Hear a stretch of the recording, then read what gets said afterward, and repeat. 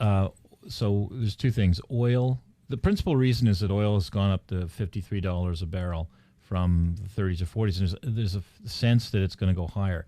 So people are buying Canadian products, driving the Canadian dollar higher, right? That's how it works. So our government wants a lower Canadian dollar so we can sell more products to the United States. It's actually good for the oil industry because we sell in Canadian dollars. So if they're selling at 50, they're getting 65. If they're selling 50 U.S., they're getting 65 Canadian, right? Yep. Because oil prices are quoted American. So here's the issue. There's a sense that some people want to see interest rates rise, but they can't rise because if we raise interest rates, it creates demand for the Canadian dollar, which drives the dollar higher. So the fact that oil is just going to continue to rise is going to put pressure higher on the dollar, which is going to put pressure lower on interest rates. And so if we want to keep the dollar lower, we have to lower interest rates. And the manufacturers are screaming when the dollar gets over 80 cents, it's not as good, obviously, if the dollar is at 73 or 74. So I think what you're going to see is the next rate announcement is going to be a reduction in interest rates, and the dollar is going to probably stabilize under 80 cents. Hello up there. It's Brad J. Lamb. You too can become a condo millionaire. The Todd Shapiro Show. Canada Laughs. SiriusXM 168. How's the Bradley coming along? I'm doing well. Okay, good. No, the Bradley Hotel. Are we making movement on that? No, we're no closer. Okay, because I want to be your doorman. I think that's where it's headed for me. Okay. Kenny, grab the mic. Kenny Robbins and Brad Lamb, legendary comedian. That's what they call you when you're still alive. So are you funny? Absolutely. You wouldn't know by you and I having this conversation. I'm staring at you to see if you're funny. Oh, I'm staring at your watch. That's what it is. You like that? Yeah, I like it. I like mine too, but mine's all right. But it's humble compared to yours. Yeah. But it's Fix Brad's mic, Bilal. Come on, get in the game a little bit, really? buddy. What are you being paid for here? I know. Jesus. I don't know what he's being paid for. Leave not the today, kid anyway. alone. He hasn't met a girl yet. That likes him. Oh, you didn't talk about that again, did you? Until it changes. I can't get away from it, Brad. We're doing everything in our power. You should just come in one day and say that you got fucked on the weekend, and that you were drunk and don't remember. No, because if that happens, he ain't coming in. Yeah, can you pull the mic sock off, Bilal, please? I can't hear Brad. Okay, just yeah, thank you. No, he can't tell a lie. He doesn't know how to tell a lie. Really? Yeah, you. Well, no wonder he's not getting laid. Okay. Give him your resume, let him repeat it to some woman in the bar, and next thing you know, he's everybody's hero. Do you blush easily? I'll grab my. He's leaving. No. He doesn't have a mic. I do blush quite easily. He's got to tell. Yeah. He's definitely got to tell. That's not good. If you play poker, that's not good. That's why I was in Todd's poker tournament and I finished second to last. So. Oh, okay. That's not good. No. And it was online too, so yeah, we could tell his tell online. So everything's going all right with you? Yeah, I mean, I'm really busy. Got a lot of things going on. Some good, some bad.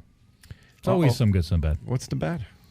Oh man, like we're digging we're doing a building in Ottawa, and it's a fucking leaky boat. I mean, it's a massive amount of groundwater in the project. More than we thought, and we're doing this as a very, very it's a very difficult site because of the groundwater. So we're doing something called a raft slab, which is a super ton of steel and concrete at the bottom to hold the water pressure down. And then we've done something called a slurry wall. The only way to do this project was by way of a slurry wall, and slurry walls are very expensive and difficult to do. And basically what that is rather than forming a concrete wall the normal way you do it is you actually you actually form the exterior walls at one time by digging like a trench, a very deep trench, and you pump in concrete and slurry.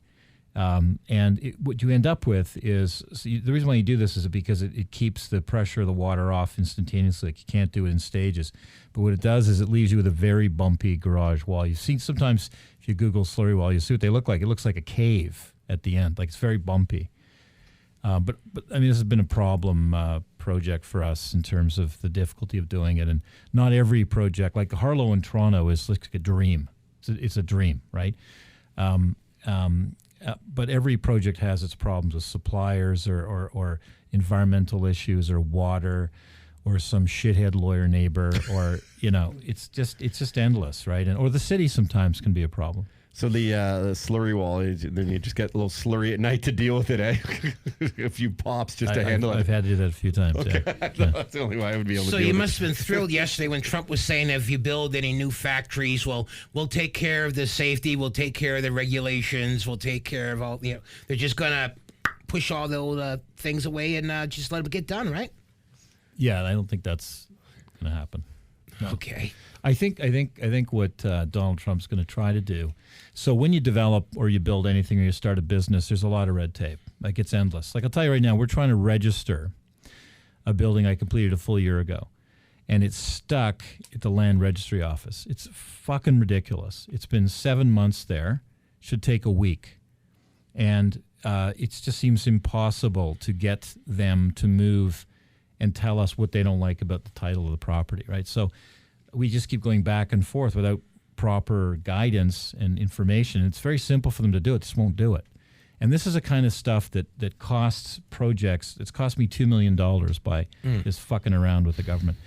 So what Donald Trump is probably proposing, and it's difficult to do because these agencies are all standalone, right? You're not going to walk into the Register of Ontario's office and tell them what they're going to do. They're going to push back, right? So I think what he ideally wants to do is try to reduce the red tape, so to speak, in running businesses and starting businesses and getting things done. It's a very noble idea. It's great. It's not throwing away all the safety issues and saying, we're not going to hold you to the same requirements that someone would normally have to do. It's just getting the work analyzed faster at the government level to make things happen more quickly. Okay, so it's not like a return to fiberglass insulation or anything like that. No. It's just what it is that private industry does move faster than government in every situation, right. And so if you're relying on the speed of government, then it's going to slow things down. So I think what he's saying is that we're going to try to push our government agencies to move faster and require less red tape. We'll see if it happens. It's going to be tough. If he can succeed in that, though, and actually get some certain things accomplished that end up bringing back jobs to the U.S., that's probably part of his strategy, too, right? To make sure that he doesn't want to go through all the red tape to get stuff done, to prove that jobs are coming there, whatever it may be, building a wall or, getting... Listen, so he probably wants to cut corners on that reason alone, because that way people maybe, with all the haters out there, maybe actually try and deem that there is some success with his presidency. It's not really cutting corners. I'll give you an example. Like India is notorious for horrendous red tape. Like it's almost impossible to open up a business there. It can take years. Now, it's the government agencies that all interconnect but don't communicate, and they prevent things from flowing from agency to agency to get it done. So, it's not cutting corners. It's making people react to files more quickly. And there's many ways. We have the same problem in Canada. Believe me, it's like you ever go to get your car license or your passport. It's fucking mystifying. Why it takes so fucking long? It's crazy. But so listen. But if you add the extra $30 into your application, they speed you up for your passport. They do. Yeah, so you just can't slide somebody at the desk with an extra 20 in your hand and go, here's for you. But there should be no reason why you can't get a passport faster. It's absurd. Mm-hmm. But the one thing that I'll say that Donald Trump's going to do that I think, if this is all he does in his presidency, if he reduces corporate tax rates and he allows American corporations, so our corporate tax rates are 26.5% in Canada, and this is more or less a socialist country. They're 40% in the United States. And this is the land of the free and enterprise, right? But the biggest problem is that there's I'm going to say trillions of dollars of profits, American corporate profits trapped overseas. And the corporations will not bring them back because they got to pay a very high tax rate. So it just sits in these countries. And yes, they do put it to work in those countries, but it's not adding jobs in the States, right? Every one of those countries or companies would rather bring the money back to the United States. And he's proposing, the last time I heard, was to half the tax rate and he's talking 10%, 9 or 10% is a tax for repatriating profits trapped in other countries. That's going to bring a shit ton of money to the United States quickly. It'll be one of those things where you have to do it in 2017 or within 2017, 2018.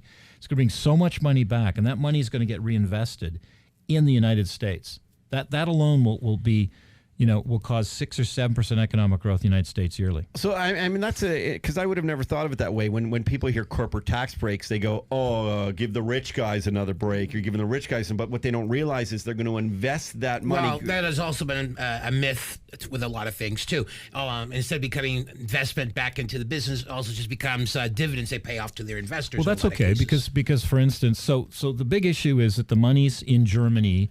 Actually, in Canada now. I read an article. In Canada too, I read a huge article today. Sure. How they're investing in Canada. But Canada's a tiny country in terms of U.S. investment. But places like Ireland, like there's huge tech offices in Ireland that are holding. Apple did that money. whole thing where they Germany, France, Korea, Japan, all over the world. Okay, so the choice we have, or Americans have, is the money stays there. It never comes back, ever stays there, makes those countries rich.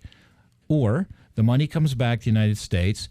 It gets used to pay dividends. So it gets paid for dividends. Do we take any tax from them, or just let them bring it all back without taking anything? They're going to charge half the new Trump corporate tax. So it encourages them to bring the money back to the United States. The United States is never going to get any of it. It's never going to get taxed, period. So this way it gets taxed something, but better a nickel than nothing at all. Zero. And but more importantly, it's going to put a massive flow of money in the United States, and that money could be dividends. It could be, which is great. It's not all corporations that own corporations. There's lots of people that have stock funds. For sure. Of course, it's going to help everybody. And by the way, if you're a holding company, you're an investment company, like say a guy like Blackstone, a company like Blackstone, okay, that has tons and tons of shares. Okay, so they're going to get like $400 or $40 billion of dividends, whatever it is. But that money's going to get reinvested into other things. They buy real estate. They develop real estate. They build hotels.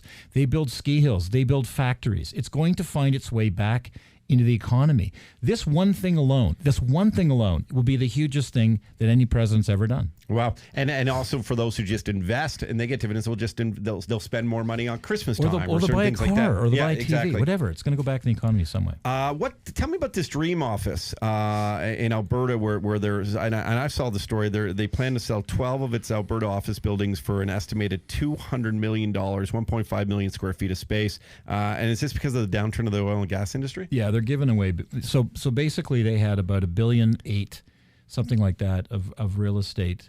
They had 40 or 50 buildings. Is this how do you say it? It's a real estate investment trust. Okay. So Dream is Dundee Real Estate Investment Trust. They changed the name to Dream. It's a very nice name, but it's Dundee. And they had 50 or so buildings in Alberta, and they're doing badly. They're large vacancies. Vacancy rates in the commercial business in Alberta, in the big cities, is 25-ish% or more. And it might be creeping towards 30, and that's a disaster. In Canada, in Toronto, it might be 5%. So they're dumping, they're shitting their pants. They're doing exactly what they shouldn't do. They're selling at the bottom of the market, and it sets a bad signal out, I think. And someone's going to steal that real estate. That $200 million will be worth $600 million in 5 or 6 years when the market fully recovers. You want to get it together? I'll give you. I guess the same things are going for homes and as well, right? No. So interestingly enough, the unemployment rate's gone from 5% to say 9%, which is not great. But the part-time unemployment rate has gone down. So a lot of people have gotten part-time jobs to try to, couples were doing whatever they can to stay together. Sure. I mean, financially keep it together. Yeah. And in fact, the residential real estate market has not dropped anywhere close to the commercial market. The high-rise market, they were building a lot, so the oil companies were expanding. And they're building a lot of offices for the idea that they were going to be adding more oil Employees capacity. So law offices, investment offices, everything expanding. More so in Calgary than Edmonton. And so Calgary got whacked with a big vacancy rate. So, the office market is either amazing in Calgary or it's not great. And right now it's not great. But, all of this stuff that's happening, these two pipelines, oil at $54 a barrel, it'd be $55 a barrel by the end of January. maybe early February. It'll be $60 a barrel probably by the end of April, and I think will be $70 a barrel for Canadian oil, or say Brent, sometime probably in September. So at $70 a barrel, every Canadian company's making good money. Should people invest in oil? Yes, I think so. I think right now, if you invested, by the way, a company like in Canada was I'm going to say between $3 and $6 a share at the low about a year ago, and it's at $16 a share today. And I'm going to tell you that stock will be $30 a share in a year and a half. Wow. So oil stocks are like airline stocks. They're cyclical, right? When oil prices are doing badly, they do badly. When economies do badly, airlines do badly. Cyclical stocks are great. You buy them at the obvious lowest time, and you sell them at the peak when oil's $130 a barrel. That's when you want to get out. So you're going to make an offer on that? Can you going to make an offer on that? I wish I could, but no. I've got enough going on in Alberta. I don't need more right now. Okay, you got. Well, it's interesting because you're doing stuff out in Hamilton, as we know. Yeah. Television city. Yep. And that's exciting. And now, are people pushing more? Like, with these high prices, from Toronto to Etobicoke and then going west and stuff. Are people going even closer, like to Niagara with St. Catharines? Is that starting to build out? Well, yeah. So what's happened is Hamilton prices have doubled in the last 5 years, and Guelph prices have done outstanding. I don't know if they've doubled in the last 5 years, but Guelph's grown tremendously. So now, Kitchener-Waterloo, Cambridge is the next outpost of making that big travel to Toronto. And but although there's a good job, there's good high-tech jobs in the Kitchener-Waterloo, Cambridge area. But because the GO train is being expanded down to Niagara Falls, and also they're building a bunch of superhighways around Hamilton, Guelph, and Niagara Falls, a bunch. And those highways are going to make it much What's easier. a superhighway? Like, does it rescue Like the car 6 lane. accident? Like- Okay, no, I just okay. Yes, that's what it is. Rescues you from the traffic jam. I won't bother explaining because I'm sure everyone but you knows. Anyway, so like Hamilton, we're doing Hamilton now. He's bought another site there because, like on daily, I hear and I see changes in the Hamilton environment. Hamilton is now considered the Brooklyn of Canada. And it's a cool city. It's getting cooler on a weekly basis with new announcements. Unfortunately, what it means, if it gets cool too fast, it also means prices are going to go high, and that will then push people elsewhere, right? But Hamilton's the next place for sure. Let's talk some movies. Yeah. Let's find out the softer side of Brad. Well, You know Kenny, what? did you like the? What's the story? So remember I told you I was going to make an announcement? Oh yeah. Yeah, so I bought this. It's conditionally purchased. I'm going through my due diligence, but I bought a movie studio in Toronto. Come on. Yeah. To build to transform or to produce? Well, so I have a company I set up. I told you I wanted to get in the film business. Yeah. I told you that. So right now, this is a studio. So studios are basically just rental real estate, right? You're basically renting space to production companies, to people who want to make television, commercials, TV shows. Pardon me? TV series. Yeah. So you can there's production offices that can be rented, and there's 2 sound stages. It's the smallest of the 3 studios in Toronto, and I'm going to keep it operating as a studio. It's a large parcel of land, and it's downtown. It's in it's East side? Eastern? East side. Yeah, Like it's on Eastern Avenue. Yeah. Okay. So ultimately, I could see it being. The subway is going to is coming down Pape and routing along the Eastern, stopping at Broadview, probably in 10 or 12 years. So I see it as a future development site, maybe, but for the time being, we're going to run it as a studio. I set up a film production company called Bad Lamb Films, but I'm not doing any movie production. But the plan is at some point down the road that I will do some. Yeah. Wow, man. You got to get Martin Sheen in on that. Why Martin Sheen? Because he did that movie Badlands about the serial killer, what was his name? Back in the 50s, Sissy Spacek was his girlfriend in this one. So they went on like a 5-state murdering spree, inspired Bruce Springsteen's song Nebraska. Oh, okay. Well, this is Bad Lamb. Oh, if they said Badlands, my Because mistake. my last name is Lamb. So Yeah. Sorry, bad. okay. Instead of Brad Bad Lamb is a sex victim in Scotland. Bad Lamb. Did not know that. That's huge news, man. That sounds like a lot of fun for you. For now it's managing real estate. Like it's just like you're renting to tenants monthly. Obviously, there's going to be different clientele. It's people in the film. It's like a business, commercial space now for studios. Yeah. Or a holding space for the next G Summit. Yeah. Yeah, you're right. That's exactly right. That's where they put them. That's where they put them. It was a prison. Well, that's good to know. I mean, we'll give a Todd Shapiro show rate to my entertainment community. Okay. Absolutely. Yeah, he's like, not a chance. Yeah, sure. We're so well. That's how big's the building? It's 80,000 feet of buildings and it's 4 acres of land. It's good. Do you have size. a Bad Lamb logo, man? Like I'm picturing something really fucking cool. So I'm going to change the name of the studios, and we're going to develop it. What I mean by that is we're going to try to make it. It's fine. It's good as it is, but we're going to try to make it a little sharper, a little better. Try to invest in it, make it, and I think we're going to try to integrate a little bit more in the film community with it. Yeah, going to attempt to, and we'll see. I mean, I just did it. It's been a couple of months I've been working on it, and we just did it 2 days ago. Congrats! So, and I have an idea of one I shared with you a while ago at the basketball game that I think would do well there. If you remember what I was telling you about. But anyway, I'll tell you off air. Was I drinking? Yeah, we had a few drinks that night. Okay, we had a few, or you just weren't listening to me. An amusement park. No, it's we're not doing swingers pornos. club. We're not doing pornos. Just so you know, it will not be a porno studio. Not with Bad Lamb name. No. Yeah. You got all of Kingston Road for that. Yeah, is that where you go? It's just a little more east. Okay. The Oscar nominations went recently. I'll ask both you guys this. Do you know what's going on in the movie game? Well, let's start with Kenny. Did you watch? Are you a La La Land guy? Did you see? I haven't seen La La Land. I've seen Fences. I went and saw that on Christmas Eve.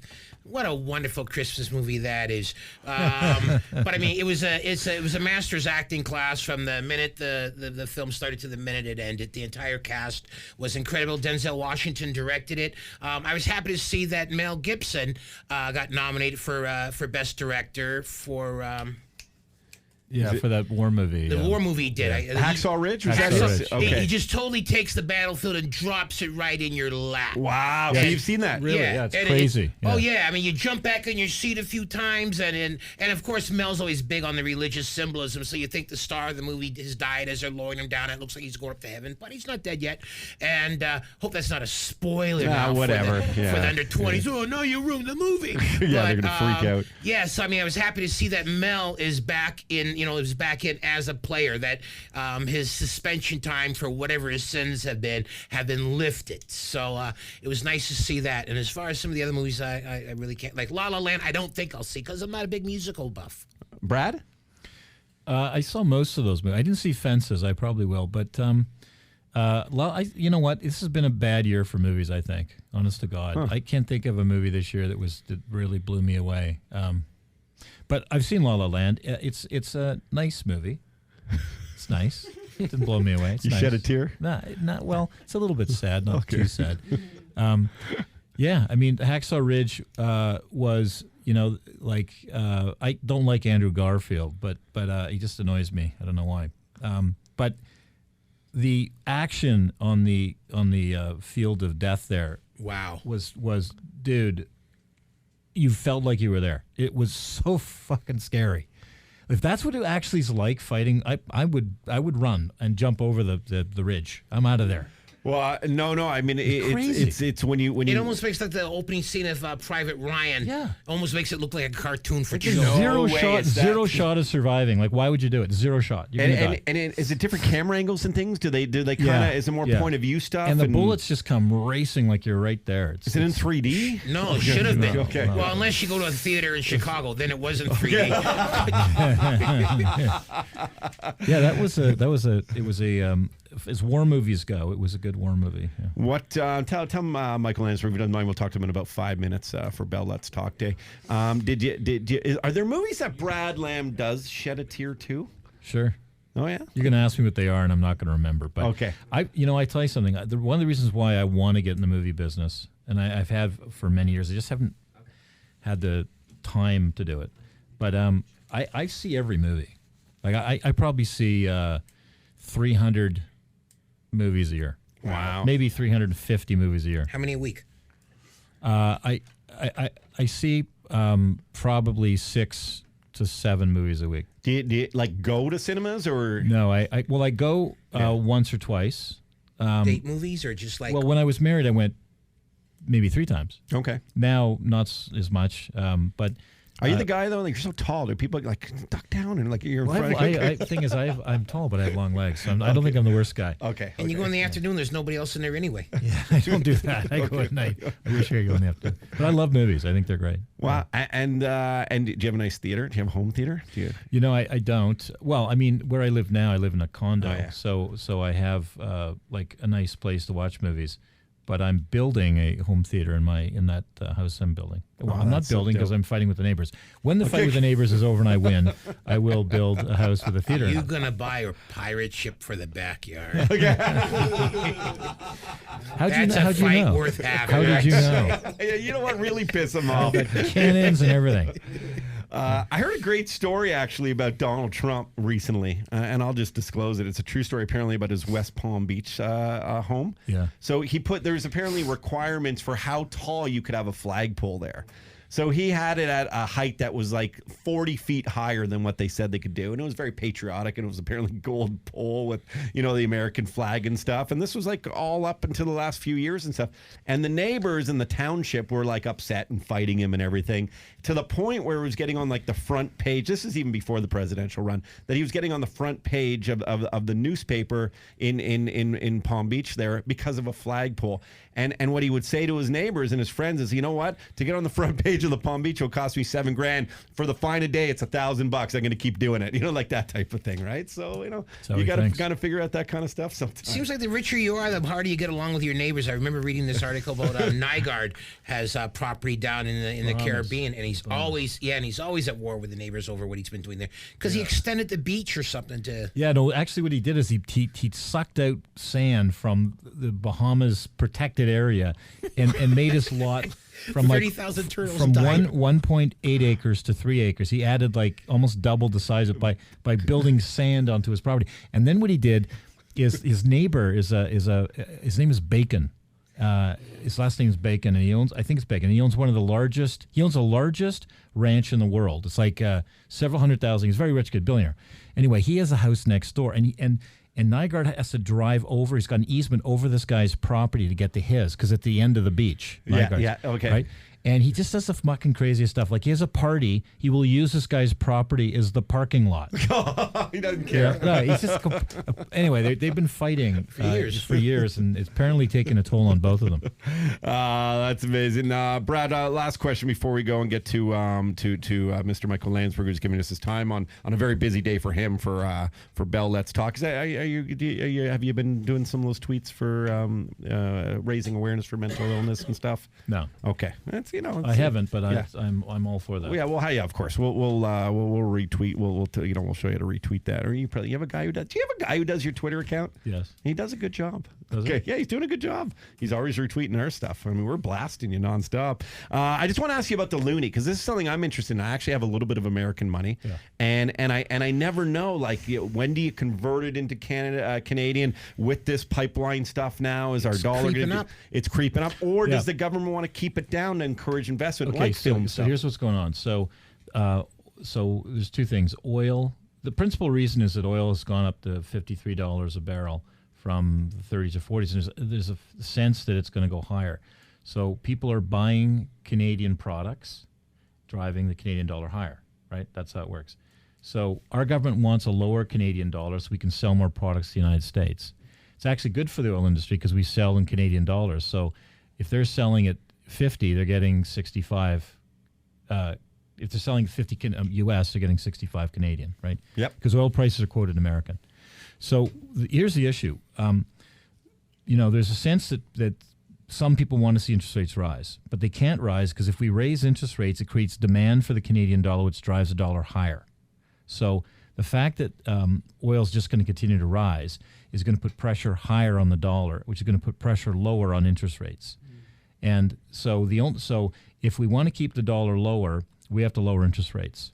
And the manufacturers are screaming when the dollar gets over 80 cents, it's not as good, obviously, if the dollar's at 73 or 74. So I think what you're going to see is the next rate announcement is going to be a reduction in interest rates, and the dollar is going to probably stabilize under 80 cents. So my $12 American, just keep it American. Okay. It's hard to speculate because, the Canadian, our central bank could just decide not to touch interest rates because they feel that the economy's. So the other problem is if the economy is doing well, you don't want to stimulate it with lower interest rates because then you see inflation go up. Right? Yeah. So there's all these working things taking place, but I think bottom line is the dollar is going to rise and interest rates are going to drop. And for real estate, that's good though. So we're in the best. Listen, I think for the next 10 to 20 years, we're going to see the kind of low interest rates we have. I think it's for a very long time because, as I said before in the show, governments have vast amounts of debt and they can't service debt with high interest rates in the country. One day, can we get people to pitch movie scripts to you? Sure. Sure. This is so awesome now, man. This is good. Like, we're gonna have so much fun with this movie stuff, bro. I'm gonna bug you so much more. I need that Canadian dollar to drop. Well, just so you know, Yeah. we're just running the studio. We're not producing any movies. Oh no, I'm gonna hound the crap out of you. Okay, we're doing some stuff. Bad Lamb, I love it. No, it's great. And like we'll get the cool logo, man, like with guns and a lamb, like movies and spotlight. Hey, Guns Kenny. and A lamb on steroids has just kicked open a door. Yeah, right. you He's go. coming in there and There he's you go. snarling out of the nose like you see in the old bowl or something. I like that. Well, congrats on that, man. Thank you. Always such an entrepreneur and so revolutionary and always giving back and giving us very invaluable advice. We do appreciate your time. Brad Lamb, make sure you go to torontocondos.com. I always say don't let the name of the website fool you. Developments all across Canada and check out the Hamilton ones and a lot coming up. We'll talk more specifically about some of the stuff next week, what you're doing too here. Sure. And follow him at Brad J. Lamb. The Todd Shapiro Show. Hey, thanks for watching that video. You can subscribe over there, or you can watch another video over here. And I think this is the Daniel Bryan yes chant. So what the hell? Yes, Todd Shapiro Show. Daniel Bryan can't wrestle anymore. It's a very sad story.